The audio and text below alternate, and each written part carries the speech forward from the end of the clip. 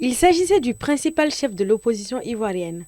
Alors qu'il avait été officiellement investi la semaine dernière comme candidat du Parti démocratique de Côte d'Ivoire, Rassemblement démocratique africain PDCI-RDA, Tidjane Thiam vient de se voir écarté de la course.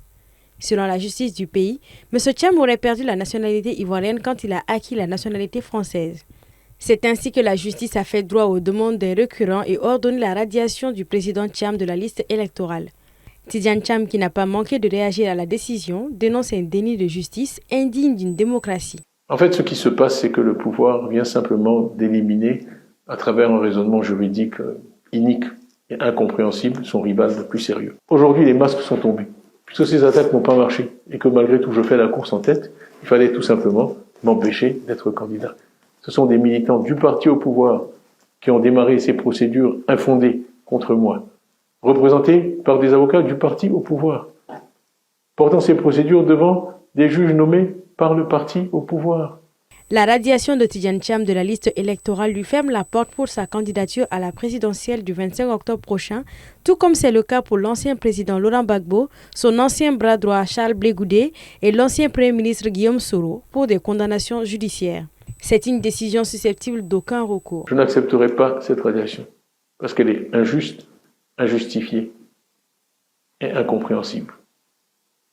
Le PDCI n'accepterait pas cette radiation. Le PDCI est uni derrière moi. Il n'y aura pas de plan B, il n'y aura pas de plan C. Nous voulons aller à cette élection représentée par le candidat que le PDCI s'est librement choisi. Né en Côte d'Ivoire le 29 juillet 1962, Tidjane Thiam s'est vu décerner la nationalité française en 1987 après qu'il soit sorti major de sa promotion de l'École nationale supérieure des mines de Paris.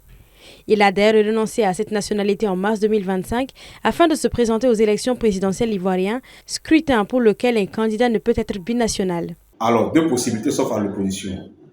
La première, c'est de se mettre ensemble, de faire bloc commun pour mener la bataille ensemble. Ou l'autre option, c'est de rester chacun dans son coin, sur ses égaux, et décider de mener seul sa bataille. Ce qui, pour ma foi, ne payera pas. Seulement 3 opposants sont encore en course, l'ancienne première dame Simone Gbagbo, l'ex-ministre du Commerce Jean-Louis Bilon, ainsi que l'ancien premier ministre Pascal Affi-N'Guessan. Le parti au pouvoir n'a pas encore désigné son candidat, mais il appelle à une nouvelle candidature pour Alassane Ouattara, 83 ans, au pouvoir depuis 2011.